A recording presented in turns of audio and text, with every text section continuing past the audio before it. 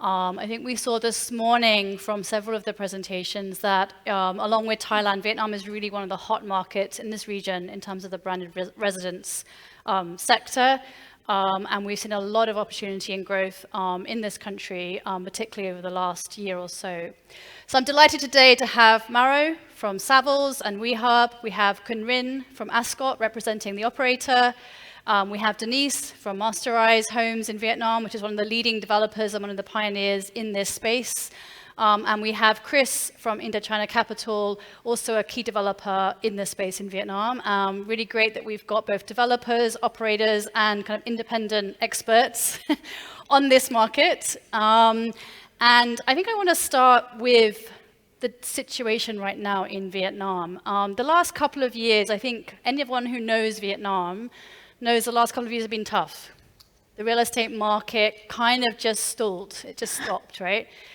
And then the last 6 months, we've seen a huge resurgence. Why is now the right time for branded residents in Vietnam, and what's happening? Mauro. Yeah, this work. Hello, everybody. Mauro from Savills. I'm not that independent. I still have a Savills tag on me. I also run the WeHub, which is my event business and company. Vietnam, we haven't seen a huge comeback. We definitely saw a slowdown in the last couple of years from the crazy time of pre-COVID or even after COVID. But we see definitely a slow recovery. But the situation is quite particular because from a performance viewpoint, actually hotels are doing well. Ho Chi Minh City, Da Nang, Phu Quoc, the resort are doing well, and even the residential sale are doing well. So all this slowdown that people talk about is mainly the development side. There's no new development compared to the big pipeline that it was before, kind of feature of Vietnam. There's no development because there's no development approval. So there are a few politics change in the last few years, so they are looking into back on the way approval are given, and very few developers are getting what you need to actually get it built. So yes, there is a recovery. People are moving forward. There are more projects out there, but still very slow compared to what it was before. How this impact branded residents in a lot of ways, and some are actually unexpected. Like not every new project is pushing the price up of the existing residential, if you like. So it's actually easier now to propose higher price branded residence compared to a few years ago. Ho Chi Minh City or Hanoi start to be actually a city that is not as cheap as before. Right. So this $5,000-$10,000 per square meter price, now you see it pretty much everywhere, which will allow branded residents to be prices at the point where actually as become profitable. So that's a good thing. But the history of branded residents go way back to Vietnam. It's I think one of the first projects that was maybe 15 years ago was in Da Nang, and I think you have a few gentlemen here that were involved into that. Da Nang Hai, which was one of the first proposed there. It was followed by higher Regency, still Indochina was involved. So all the way back, branded residence has been brought to Vietnam. Then a few different other area. Phu Quoc start to see Regent, start to see Intercon. It was all coastal destinations. So branded residence has a long history in Vietnam, and actually in the last few years, it started as a ultra luxury, and then it switched into what was something that completely took over the country, which was the condotel model. So going from ultra luxury 6 cents condo residence into 1,000 of unit condotel branding model, which was made Vietnam in the world map to one of the busiest places for condotel, with condotel everywhere. Was very busy looking into that. And why people move into that? The financing in Vietnam is expensive. So if you go to a bank, you pay 10, 15, up to 20% in certain period for getting finance. So condotel or branded residence is a great way for people to actually pre-finance your projects. So that's why it became extremely popular with developer able to actually pay their few thousand rooms hotel. I'm going to stop you there. Sure. Just to let everyone else get a word in. Come back then later, yeah? We'll come back. But I think you touched on a topic, the Nam Hai, and I want to pass that over to Chris Piro over on the other side.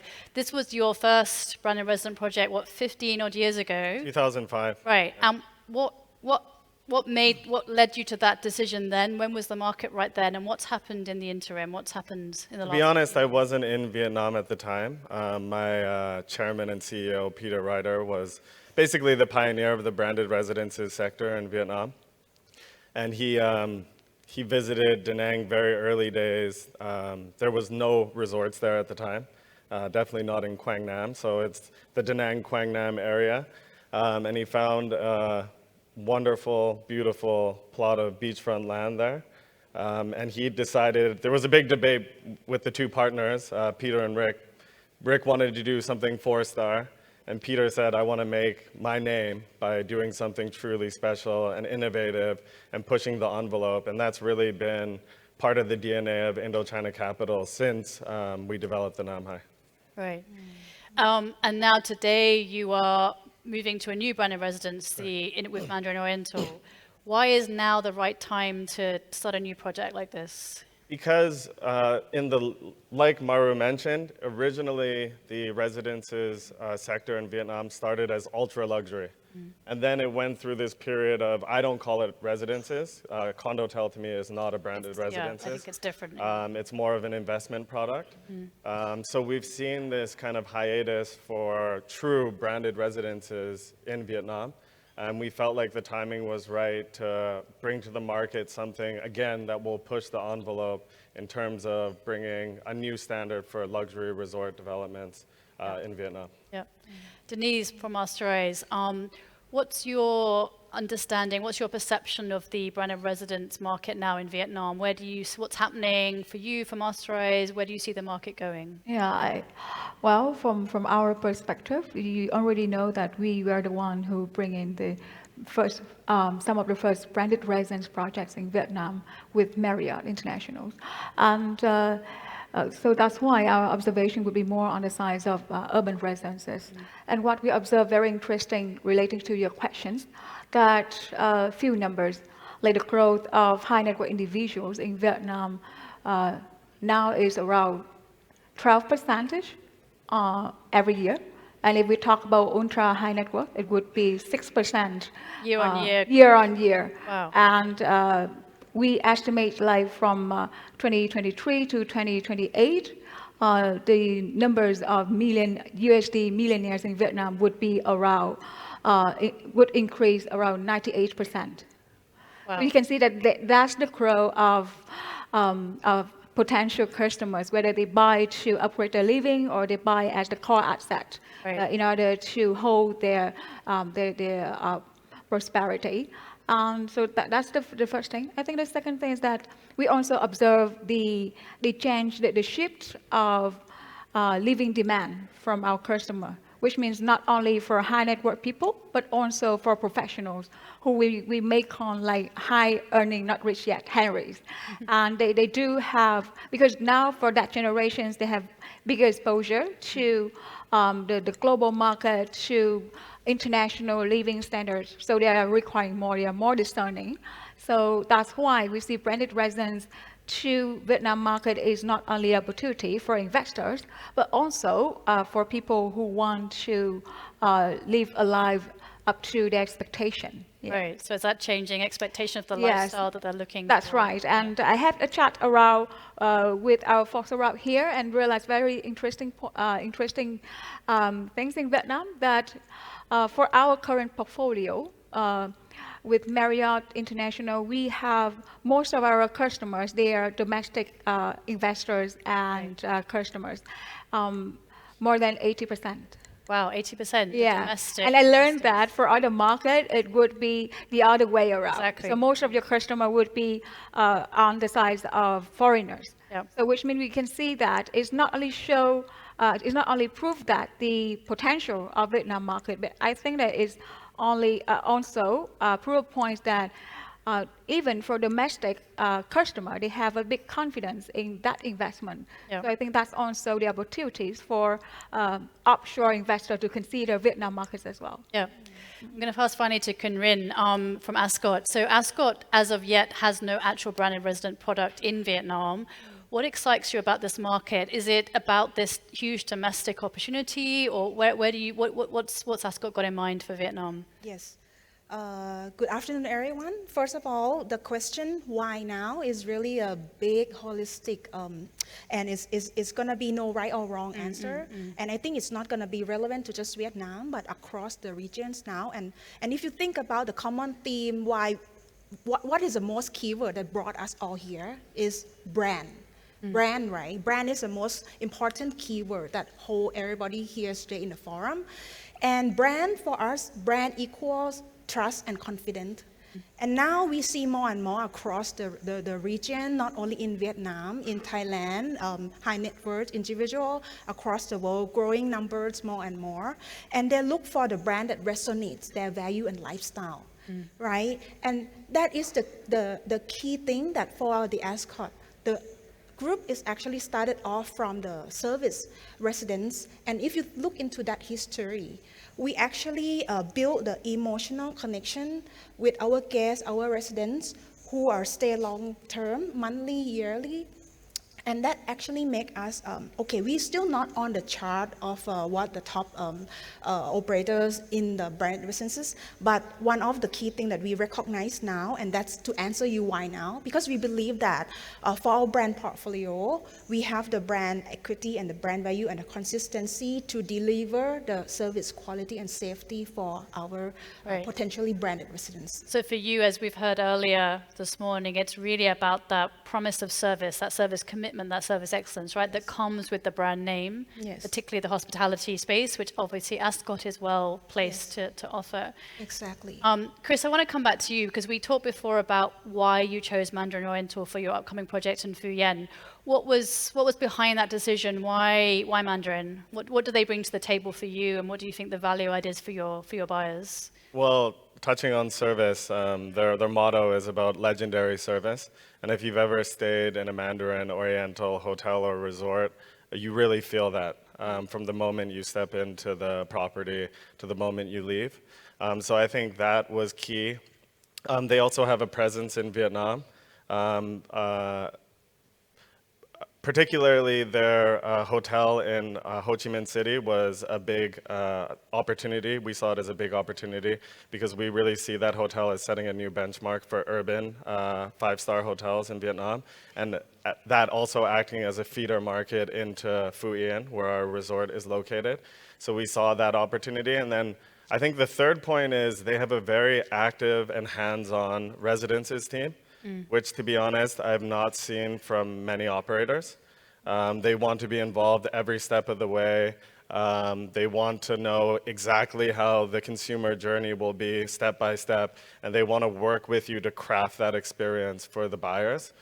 So that was really a key point for us. Talk me through that journey, because I think when we think about hospitality, when we think about hotels, we imagine this very intricate, particularly in the luxury space, a very intricate customer journey. But maybe we don't have a clear idea of how that works in the brand and residence space. How has it worked for you with Mandarin Oriental? So what we're planning right now is to create the same experience that the guests will have when they go to the resort. We want to offer that same consumer journey, same experience for the potential residence buyers. So from the moment they arrive at the airport, to the way they're greeted, to the car that they get into to go to the site, to the water that they're drinking in the car, to the cold towel, every step of the way, we want to make sure that they experience what it will be like to own the property, because then it becomes very easy to sell them the property. So that's really what we're targeting. Mauro, in terms of brands, which brands do you think are resonating right now in Vietnam in the luxury brand and residence space? Is it the likes of Mandarin Oriental? Is it Marriott? Who is leading the way here? Vietnam for brands has been very good country. If you look at the chart of how many brands we had in the last few years, every operator here know that has been very profitable for them to put their eggs into Vietnam.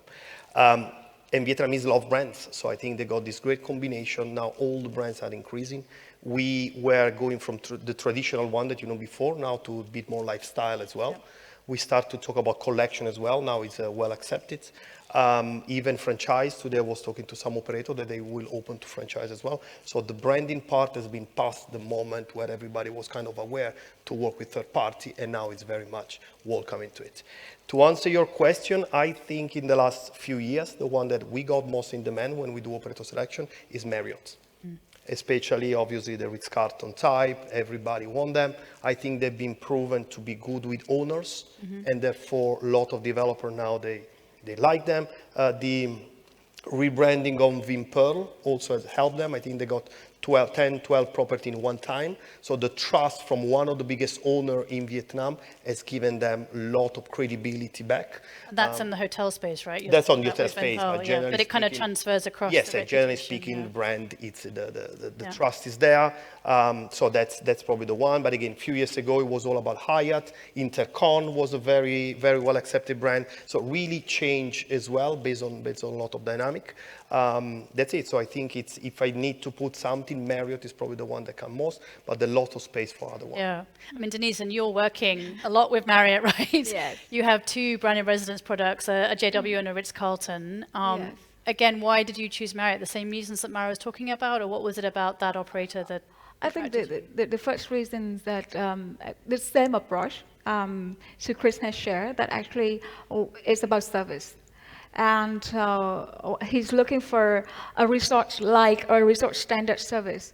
And for Marriott at the time, we choose to go with Marriott. It would be more on the hotel-like living standards that we want to create in the environment for our customers.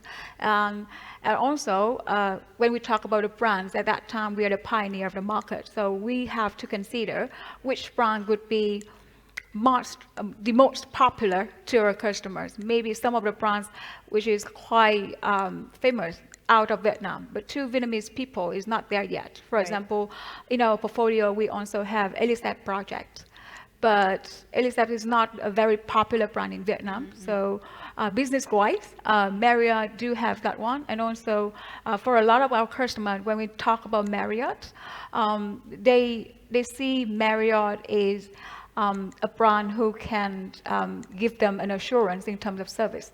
Right. Yeah. But you also have your own brands, right? Correct. So how are you balancing that brand strategy, that brand portfolio strategy with, Marriott versus Masterise's own homegrown brands? Yes, that's right. Come back to the first questions that I have shared, that we observe the market, we see that the growth of discerning generations who want to live better, who want to have a deeper connection with life, etc. So they demand more, not just a house. So that's why we kind of observe also the approach from branded residences and also hospitality. And we see that in Vietnam, definitely we can create a separate line of product brand created by Masterise Home. Like you mentioned, Mastery and Lumiere. And for that, the approach for us to balance out is that we segment these different categories by segmentation of our customer. Mastery would be more for affluent. Some of the new market that we have launched a product outside of Hanoi and Ho Chi Minh City, with our key cities with high growth of economy. But for example, like Nha Trang or Da Nang, it would be more on Mastery because we need to go further to the mass affluent segmentation. So it depends on the segment and the Yes, destination. and Lumiere would be more for Henry's and emerging high net worth. Right. Yeah, and also we design different brand concept for each of them to make sure that, because in real estate industry, we know that in Vietnam, when you open a new project, would be minimum 50% of your customer would be investors. Right. So which means our Henry's or emerging high net worth customers, they also can buy Mastery product, but for investment purpose only. Yep. But to the market as brands, we need to make sure that those brands are distinctive. Yeah, so that's why we need to craft the different brand ideas and introduce to the market differently. Yep. Yeah, but in the same way to serve the purpose of buying for upgrading, living, and also for investment. Rien, with Ascott, how are you going to come into Vietnam and compete with the likes of Marriott or Intercon, Hyatt, who already have quite a dominant presence? What's your strategy there? We strongly believe that we have the unique value proposition. Yeah. We first launched our service residence Somerset in West Hanoi back in 1994. And along the 3 decades, over 30 years, we have strongly grown into a diverse brand portfolio of 11 brands present in Vietnam now at the moment, 30 properties, including the pipeline. So in terms of the resources in the market, because the common theme all along that what value that we would need to deliver on the table to the customers are actually these hotel services, this brand delivery, brand promise, right? And with that, we need the strong resources. We need the true understanding of our guests and residents. And from us, if you think along those lines, it's quite a natural strategic move all along from the service residences to the hotel. It's a smaller jump, I guess, right? It's complete the dot very nicely. And now into the branded residences with a focus into the lifestyle and the luxury that we have Ascott to deliver. Next year, we are going to have the full service Ascott Teho in Hanoi, over 600 keys with the 16 F&B outlets, 2,000 pack of convention center. So this is something that we are going to keep up with the pace to ensure that we can deliver to the promise to the customers. So what I'm hearing is it's a lot about that complementary portfolio of your hotel product and your brand and residence and building the credibility across the two, right? And creating that circle, Yes. And in terms of Ascott, where would you be looking for opportunities? Would it be resort locations, urban locations? Where would you see that opportunity? Yes, I think in terms of Vietnamese key destinations, of course, for urban, Hanoi, Saigon, Ho Chi Minh City, and that part we perhaps got to look into. We're talking about the co-located and the private residences, right? In terms of the urban, it perhaps would be making more sense to actually look into more of the private residences, because with such of the city's profile, people want to look into their exclusivity, the second home or the third home where they can do business or then send a kid to school, and also in terms of the resort destination, of course.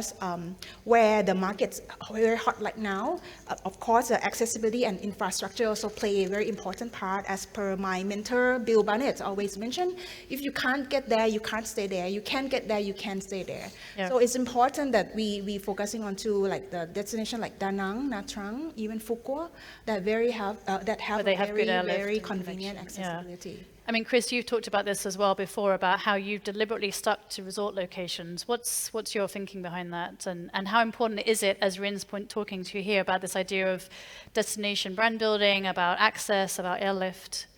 Talking about access and airlift, we were instrumentally involved in Da Nang. We actually underwrote the first flights from Hong Kong to Da Nang. And after that, I think it was Swire. They were very pessimistic, and the first flight was completely full. And now there are tons of flights from Hong Kong to Da Nang weekly, and that really started the momentum for the Da Nang market, and that's really what helped branded residences really take off en masse. Prior to that, it was you'd have one property here or there.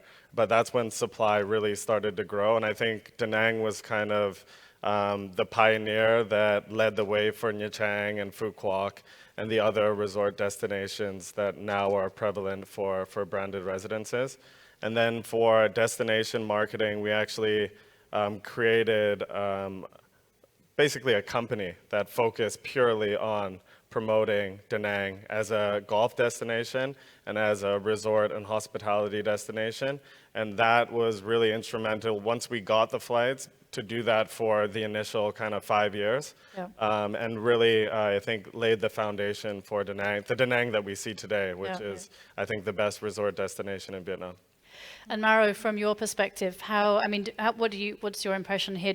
How important is it that developers coming into new markets really do look at it holistically rather than simply the plot of land that they've maybe acquired or are working on?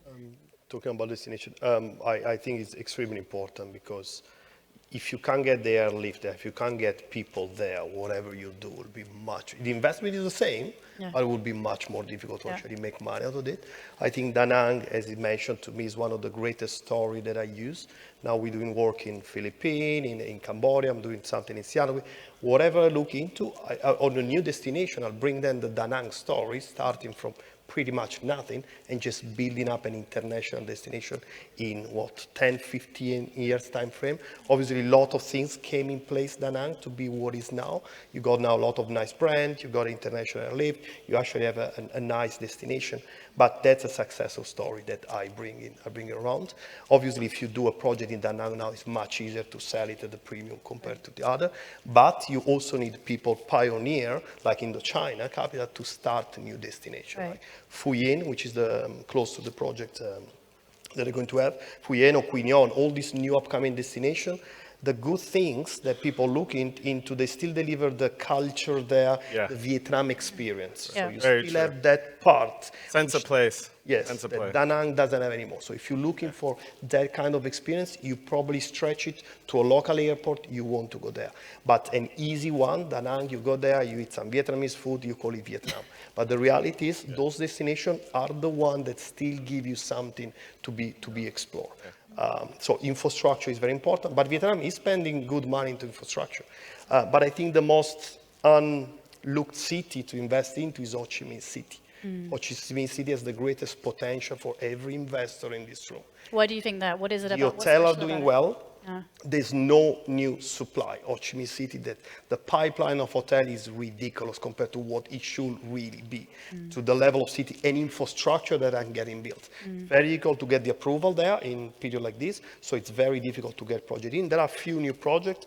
Masterise is doing one of them, but they're all looking into 2-3 years time at least to get built. So in the next pipeline, there's really not much. So it's a city that needs every level. They need ultra luxury, they need selected service, they need all the different levels of hospitality, branded residence. They need more residential. So Ho Chi Minh is a city that really needs a lot of attention. It's not easy to do business there, but it's a city that I would put on my map if I was an investor. Right. And Chris, you just talked here about the idea of culture and immersion in the locale, and I think Vietnam is from a buyer perspective, are they really looking for that, or is this about trophy purchases? This is about kind of status, or is that now changing towards people that really care about what they're purchasing and the lifestyle and the culture that comes with it? It's a combination of all of those factors, to be honest. The brand is obviously a key consideration. The same buyer that's driving a Bentley wants a resort residence to be at the similar level. So Mandarin Oriental, Four Seasons, Hyatt, Park Hyatt, etc. I think in terms of the culture, I think both foreign travelers and local travelers are looking for that authentic Vietnamese experience, because in markets like Da Nang, in Phu Quoc, and Nha Trang, to be honest, they've become somewhat overbuilt. And so to provide a truly culturally immersive experience, that's what the luxury traveler is looking for. And the same applies to the buyer for the branded residence. Well, the guy that's staying at the resort usually ends up being the buyer, right? Right. So. Yeah. And Rind, for Ascott, which audience segments do you see the most potential in, particularly when we're looking at Vietnam? Actually, the demand is quite diverse, right? Yeah. But I think to really set up in a very sustained success, it would perhaps looking into more of the upper end and a luxury tier, because that's when you actually, they're looking for the sense of community, the sense of place, and that we believe that we'll be able to truly deliver. We actually just signed Ascott, one of the first Ascott residence in Penang, to Ferengi, and actually there was the private residence is going to be the private home for ultra high net worth from Singapore, from Malaysia, across the region. This is Penang, you said. In Penang, yeah. And then across other markets, there has been a lot of conversations. And indeed, actually, us getting into the branded residences are actually like the calling from our key strategic partners. They saw through a true intrinsic value of our Ascott brand. Ascott is a homegrown, Asian brand through hospitality, right? So they believe that we can actually deliver, and they want to have the real really truly understanding of what is going to be delivered to the guests. Yeah. And Denise, from Masterise's perspective, how has that buyer changed over time? What's your experience of those different types of buyers that you're talking to? Are they shifting in terms of their needs and their motivations, their behaviors? What's happening? I think the shifting is not so dramatically, but yes, there is, because for when we first launched our first projects for branded residences in Vietnam, it would be the percentage of people who acquire branded residences more on the side of to consider those as a trophy assets, or they want to invest their money in those assets as the core assets to hold their prosperity. But now more and more people are thinking, because we see the generation who have better exposure to the world, so they start to want to have better life. So that's why, yes, we see the shifting. But at the same time, I think that for, like Mauro also mentioned, that the infrastructure in Vietnam, together with the change of the policy, also I think would foster that change, the shifting even further, because now people in a lot of key cities like Hanoi and Ho Chi Minh City, before is quite, we only consider CBD as the prime location, but now it's expanding and people are more familiar with the concept of satellite hubs of the cities. And when the infrastructure grows, I believe that there are more opportunities and the rich people and the super rich people, they have more choices in terms of residences. Yeah. And what I can refer to, if you look at China market, I think Vietnam, in the sense of urban residences, it would go that way. Rich people, they are not only live in the core city, the core of the city, but also if the infrastructure is good, they may consider locations a little bit further, like approximately 30 minutes driving, for example. And I see those are where we have opportunities for branded residences. So moving out of that city center location. Yes, yeah. because although we say that from our conversation with the customer, very interesting that they haven't seen that for Henry people. They haven't seen the greenery of any project. It's the luxury court. But we know that a few years later, they will see very clearly, because when you live in the core of the city, it's rarely to have the green landscape around you. Right, so having that greener. And you have to compromise in a way to live a little bit further. And for a lot of ultra high net worth people in Vietnam, they already did so with their own project, like they acquire a lot of land outside of the city a bit, further a bit, and then they establish their villas. But for that, they cannot have services like branded residences like we are offering right now, right? And also the designers and a lot of different factors for them to consider. Yeah. We've got maybe 6 minutes left. I just want to ask one final question of all of you. If you're to project ahead maybe 5 years, what key trend or what do you think we can see on the horizon for branded residents in Vietnam? Chris, I'm going to start with you. I think the proliferation of urban residences. That's really the next step. In Hanoi and Ho Chi Minh? I think it will obviously start in Hanoi and Ho Chi Minh City.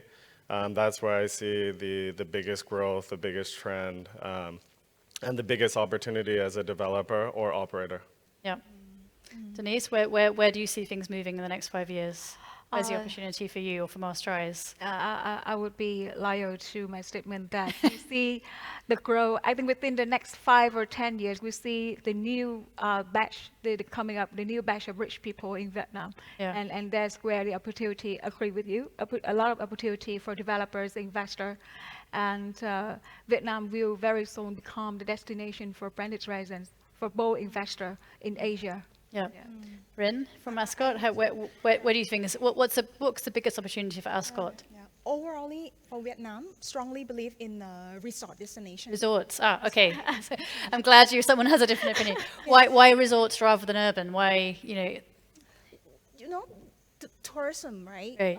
People wanted to come for different culture, Yeah. different people, the hospitality, and also they want to get away. No offense for Hanoi or Ho Chi Minh, just always be It the hurts. destination, right? Definitely, but people want to get into something new. They want to explore the new world, like the new destination that Vietnam is always going to bring. And there's so much of Vietnam yet to be discovered, right? Yeah, unseen Vietnam destination that can truly to the world. Yeah. So you're thinking new destinations or more within existing established destinations? The existing gonna be more amplified. Amplified, yeah. And the new destination like Phu Quoc, that's still pretty much in the back scene now. Yeah. Part of those perhaps will not, the accessibility, right? That's still not really fully come in full-blown as the government has been promising us in the past decades. But I think that's gonna be the next phase of the resort destination coming. I mean, we heard KP Ho earlier talking about Phuket and the incredible success story of brand residents in Phuket. I mean, Mauro, what's Vietnam's Phuket? Is it Phu Quoc? Is it somewhere else? No, I think they're very different because in Phuket you have repeat clients. Yeah. And those are, to me, the one that buy villa there, the one that come back. In Vietnam, you don't have repeat clients. Why is that? Because it's an experience destination, love it, and you have multiple destinations. People go there, they love they'll send their friend the next time. They have a lot of nice story, but they don't necessarily come back. Especially in places like Phu Quoc, you don't have school, you don't have the right hospital. It's not a repeat destination. So I don't think it will be as easy as Phuket to actually sell residents to foreign unless they have Vietnamese wife or husband or they have a business in Vietnam. So those ones that have a business in Vietnam, yes, they're familiar with the country. Obviously Vietnamese, they are big buyer, but from foreign, I think it may take a bit of a time to get there. So where is the opportunity for you? It's come back to Ho Chi Minh City, but no, everywhere, opportunities everywhere. But Vietnam has got this few, because we talk about brands before and we all love operator and brand, but is also the developer brand important? Yes. Indochina, Masterise, if they can't deliver the products, and if it can bring the credibility to the buyer, nobody will buy it. Doesn't matter what brand you associate. So the brand of developers, so those are the ones that I see most succeeding in the next few years. The large developer with the experience. Those are the ones that will bring the right things. And then you have all this bunch of new players, which a lot of them will end up into a disaster condotel. I already start to see few condotel coming in the city without a truly understand of the things. So Vietnam will go into the own way of building up, this up and down, a lot of disaster, a lot of good projects, and all of this will keep going. But I think that's a really good point for the audience and to finish on is this idea that it's not just about the operator brand that you stick on the door, it's also about the developer brand and the credibility that comes with that developer. Sure. And I think that's a really important takeaway for everyone to hear, particularly in Vietnam and across this region. Thank you so much to my panel, to Mauro, to Rin, to Denise, and to Chris. Thank you so much. Thank you.